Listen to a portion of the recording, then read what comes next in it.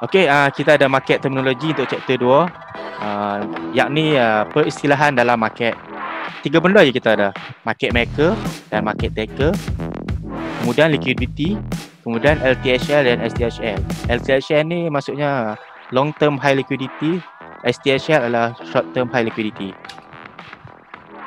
Okey. Market maker dan market taker. Apa itu market maker? Okey, market maker ni dia adalah yang create market. Dengan kata lain, dia provide supply. Market maker ni kita boleh nampak dalam bookmap dalam bentuk heat map. Kemudian market taker. Market taker ni adalah taking liquidity dan create demand. Berarti kata lain, dia ni adalah instant order. Market maker dan market taker. Okey, market maker ni dia menyediakan liquidity. Ia bersifat pasif dan dikenali sebagai limit order. Dalam kita punya bookmap, kita ada bid dengan ask. Okey, bid dengan ask tu sebenarnya ada limit order yang kita susun lah. Kalau kita nak faham lebih lagi, nak bayangkan apa itu liquidity. Okey, liquidity ni boleh diumpamakan seperti blood, darah. Tanpa blood, manusia tak mampu hidup. Okey, contohlah oksigen yang kita sedut, dia salurkan dalam badan. Dia selalu dalam badan, tapi ada melalui blood vessel. Blood vessel tu yang flow semua. Jadi dia basically dia kena ada kelas bio guys. Mestilah. Okay, and then market taker dia menyerap liquidity, dia instant order, so dia nampak dia ada liquidity, so dia boleh serap. Maknanya dia ada NT tu, dia boleh instant order. Bila buy dengan sell bertemu, mean dia serap liquidity. Itu simple term. Dia ada yang lebih jauh lagi, tapi nak mudah faham, buy bertemu dengan sell. Tanpa penjual, tiada pembeli. Okey, and then ia bersifat aktif dan dikenali sebagai market order ataupun instant order. Key dia dekat sini, market maker kita boleh nampak. Market taker kita tak boleh nampak. Tapi kita boleh detect dia punya, kita boleh kesan dia punya pergerakan tu macam mana.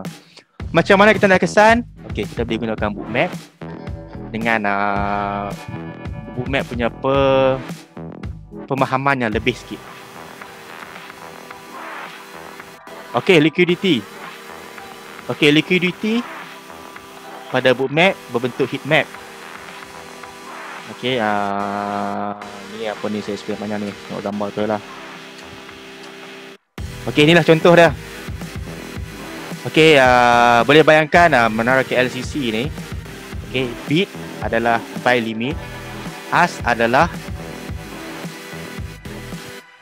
sell limit. Ini kita punya current price, then ini kita punya shilling, resistance, dan kita punya lantai support. Okay, semua boleh bayang lah. Kalau boleh bayang, tolong respon sikit, hantar chat sikit kat saya nak baca sikit. Saya nak semua ada bayang yang macam mana yang nak cara mudah kita nak faham liquidity punya keadaan. Okay. Okay, kalau kita tengok boleh dekat sini, kita nampak ada banyak level, ada banyak tingkat. Okay, dekat ask, dekat bid, semua ada banyak tingkat. So saya explain balik dekat sini, kita bayangkan KLCC. Okay, kita kena faham yang price ni dia boleh naik sehingga memecahkan ceiling resistance ataupun turun sampai menembusi dasar lantai. Dia tak ada limit. Dia boleh masuk ke mana-mana sahaja. Tapi kita punya pemahaman technical analysis yang selalu, oh, dia sudah sampai weekly resistance, dia tak akan break. Selalu yang kita faham macam tu. Setengah macam tu, setengah tak lah. So bagi kalau kita belajar order flow, lepas tu kita guna bookmap, kita boleh tahu yang dia boleh break mana-mana level, don't care. Lepas tu lah, market sememangnya mempunyai banyak lapisan ceiling, resistance ataupun support. Kita berbalik dengan kita punya gambar ni, banyak level, banyak tingkat ni. Banyak level, banyak tingkat ni adalah kita punya level lah. Kita punya ceiling tadi ataupun lantai. Dan ia boleh dibayangkan seperti limit order book. Jadi yang kita punya KLCC tu kita boleh bayangkan sebagai limit order book ataupun buy limit dan sell limit. Kemudian pula, okay, setiap ceiling dan lantai pula mempunyai ketebalan yang berbeza. Ada yang tebal, ada yang nipis. So kalau kita tengok balik ke bookmap, ada yang thick liquidity tebal ataupun liquidity nipis. Okey, sambungan seterusnya ini untuk pemahaman ya. Kalau ada persoalan boleh tulis saya prefer tulis, saya akan baca nanti. Okey,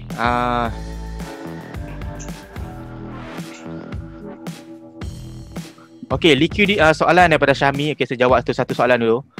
Okey, limit order sahaja yang dikira sebagai liquidity. Stop order kita tak nampak. Dia tak nampak, kita tak tahu dah macam mana dekat situ. Dia bukan tak provide liquidity, dia provide liquidity tapi kita tak nampak. Sebab order yang berbentuk instant ataupun berbentuk high hidden order, semua ni market big player boleh trigger. Yang kita tak tahu pun dia trigger, tapi kita boleh filter. Untuk kita punya level limit order saja yang kita boleh lihat. So yang itu pun dah banyak membantu. Okey, okey. Terima kasih. Okey, saya pergi ke sambungan. Okey, kita kena mesti faham yang tadi kita contoh KLCC. Okey, sesuatu mesti makan, mesti eat up shilling supaya harga boleh naik. Pemakan dikenali sebagai market order ataupun instant order. Okey, apabila pemakan ini berada dalam market, ia akan memakan shilling lalu menyebabkan shilling menjadi nipis atau pecah. Ini berdasarkan quantity instant order buy. Okey, dekat sini kita nak bagi tahu kalau kita bayangkan market adalah shilling tu dia boleh menipis bila ada banyak buy order, instant order yang hit, dia akan makan liquidity dia makan. Kalau ada 1000 lot liquidity kat situ, dia akan makan sampai 900, 800 sampai kosong. Sampai kosong tu maknanya dia habis absorb semua price tu, dia akan naik lagi. Okey, ni pemahaman. Pemahaman yang selalu kita dengar bila nak beli rumah. Okey. Okey, kita selalu cakap harga rumah ni naik. Sebab apa dia naik? Sebab buyer ni banyak daripada seller. Sebenarnya tu adalah mustahil. Sebab apa mustahil? Sebab dia market ni ada satu mekanisme yang menemukan buyer dan seller. Okey. Jadi, jika tiada seller, anda tidak akan mendapat membeli apa-apa pun. Jadi sini kita kena faham yang harga naik sebab pemakan ni, instant order ni, dia makan semua dekat level tu.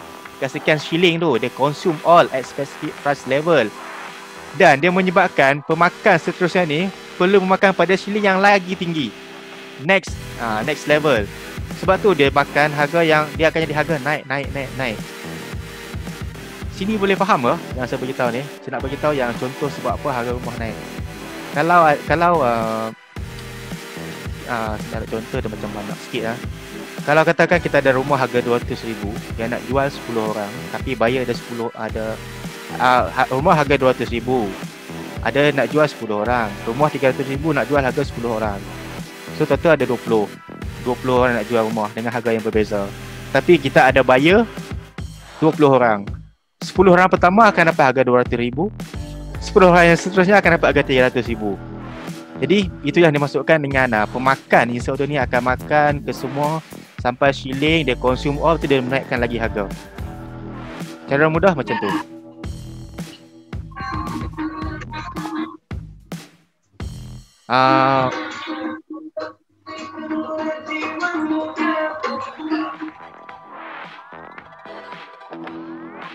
Boleh dengar saya cakap cakap ni boleh dengar.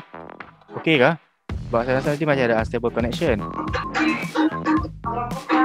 Sekejap, siapa yang ada bunyi tu saya nak kena mute lah. Bukan saya yang bunyi. Saya tak bunyi apa.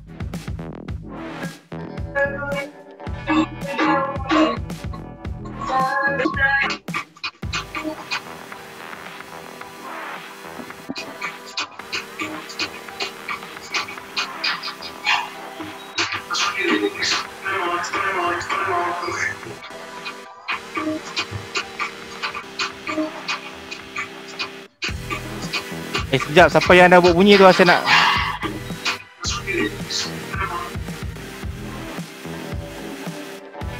Okey, dah hilang dah. Sorry saya memang noob sikit lah pakai Zoom ni saya first time, tapi pakai Bagai ni lah. Okay, nampak saya punya slide seterusnya ni ya. Jenis-jenis liquidity ni nampak lah. Okay, saya ada dapat soalan tapi saya tak akan jawab lagi sebab soalan tu semua berdasarkan teknik. Saya nak bagi faham apa itu basic dulu. Ni ada soalan ni, apa beza footprint dan bookmap? Footprint. Saya simpan dulu soalan tu, saya nak jawab lagi. Nanti dulu. Okay, kita masuk ke jenis-jenis liquidity. Okay, liquidity ada dua jenis. Satu LTHL, satu STHL. Apa itu LTHL? Long term high liquidity. High liquidity yang bersifat long term. Macam mana kita nak detect LTHL? Okay, jika liquidity stay dalam market lebih 1 jam, ia adalah LTHL. LTHL ni dia bersifat magnet sebab dia boleh ataupun mampu menarik harga datang kepadanya. Tapi kena ingat tak semua LTHL adalah magnet.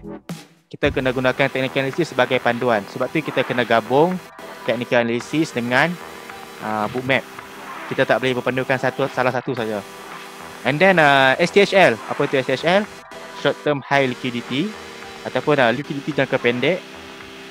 Jika liquidity ni bersifat sekejap, mungkin 1 saat, 1 minit ataupun kurang pada sejam, ia adalah STHL. STHL ni fungsi dia sangat simple. Dia boleh menolak ataupun dia boleh repel price tu daripada keadaan dia. Contohnya kalau current price ada STHL bawah current price, dia akan tolak ke atas. Kalau dia ada STHL atas current price, dia tolak ke bawah. Dan sebaliknya. Tetapi kena ingat juga tak semua STHL bersifat menolak.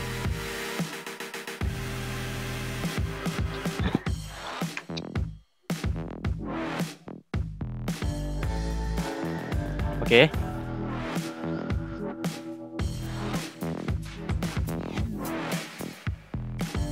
Okey, ini adalah contoh LTHL. Nampak? Alamat mana chat tadi?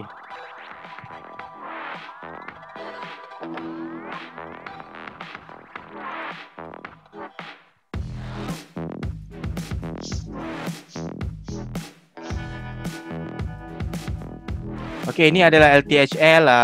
Ini contoh LTHL. Okey, high liquidity yang ada dalam market lebih 1 jam ada LTHL. Okey, kita nampak ni lebih 1 jam. Macam mana nak nampak? Tengok masa kat bawah ni.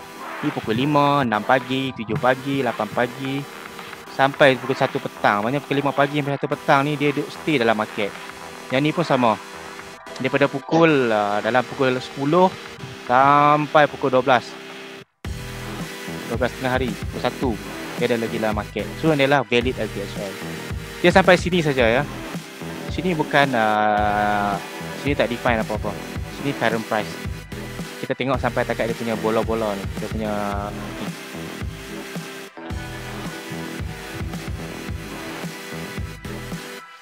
Okay, then LTHL. Ni ada continuation tunjuk dekat LTHL.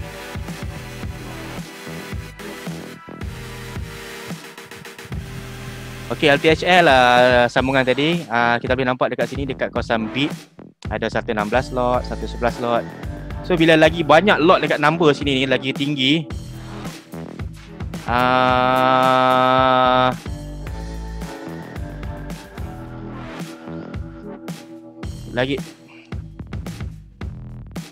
lagi banyak sini means lagi tebal liquidity.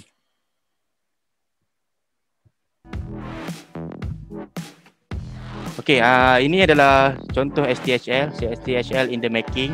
So nampak dekat sini, chart belum siap lagi ni. Ni ada kita punya circle ni, bola ni. Dia baru timbul. Ni ada STHL. Tapi kalau dia timbul lebih pada sejam, berarti dia LTHL. STHL boleh jadi LTHL. LTHL tak boleh jadi STHL. Okey, ni adalah sumber yang kita punya team buat. Dekat mana STHL, dekat mana LTHL. Tak pastilah nampak ke tak nampak ni. Dia serabut sikit tapi